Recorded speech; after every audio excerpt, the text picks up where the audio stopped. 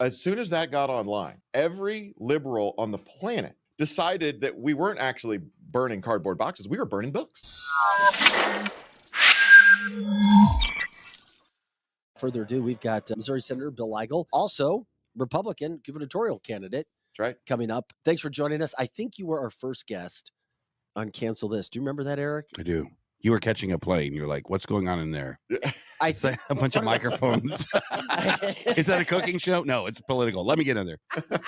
Remember? Yes, that was awesome. great. I That was think great. what is Anytime, today's- anywhere. What is today's episode number? 210, 25, 26? I think you were on 1 or 2. You were first guest, and now here we are 211 days later. Yes. Wow. Yes. That's So, amazing. It is. That's amazing. So we appreciate you being here today. First, let's get right into it. This is the fun stuff. I'm Mhm. sorry. You became a worldwide story. You're a national viral story because of a flamethrowing. Can you just, what happened? What are you being accused of? And give us the truth. So here's what happened. We had a fundraiser for the Republican Central Committee over in St. Charles County, is the largest Republican county in the state. Yeah. So having a little fundraiser with the Republicans out there is very normal, very routine thing. And part of the fundraiser was we were raffling off one AR-15. I'm surprised the AR-15 hasn't been a part of more of the story. Right. There was an AR-15 being raffled off. I didn't even know. And no one even realizes They're a that. dime a dozen in St. Charles. But flamethrowers? Yeah, exactly. But we upped our game to flamethrowers as well, Yeah, and we thought it would be neat to demonstrate the effectiveness of the flamethrower, so people would buy the raffle tickets. Yeah. Right? And by the way, we succeeded to a degree we never imagined, and we demonstrated these flamethrowers on a pile of empty cardboard boxes. Yeah. And as soon as that got online, every liberal on the planet, literally on the planet, decided that we weren't actually burning cardboard boxes. We were burning books. Right. That's what they decided. It looked like it. And they were like, these guys are burning books and we need to get them. We need to call them names. And it went all the way around the world. 20 million views. There's been more than 20 million views of this thing. Yeah. As far away as Paris, France right now. There are tweets on X right now in French, because Paris, France is wondering what's going on in this place called Missouri.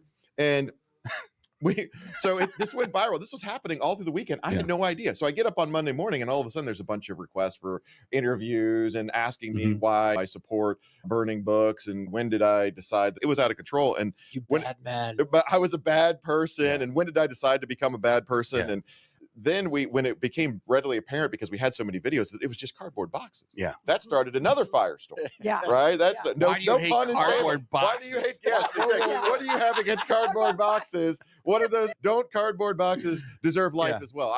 It was amazing. And I said, in my response, then I kicked off. That was the first chapter of the story. The second chapter of the story was when I said, listen, there were no books were harmed in the creation of these videos.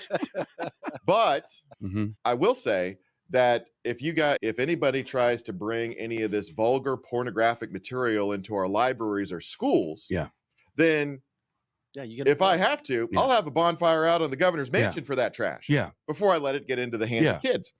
And that set off, and that added another long conversation about free speech, where you had Republicans and conservatives that were saying, hey, you know what? If it comes down to allowing this material into the hands of kids, we're going to do what it takes. We'll burn it, bulldoze it, launch it into space, whatever we got to do. And then liberals were saying, don't these pornography books deserve free speech protections?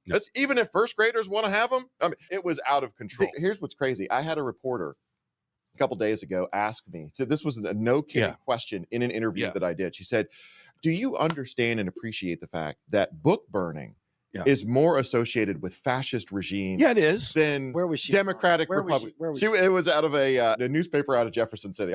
In all fairness, you do get the memories of the Nazis burning the books in the middle of the town. So that is in all fairness. But the reality isn't that at all. Exactly. Yeah. So it's ridiculous. So my response to that question was, listen, we're talking about the possibility of putting vulgar pornographic materials into the hands of children.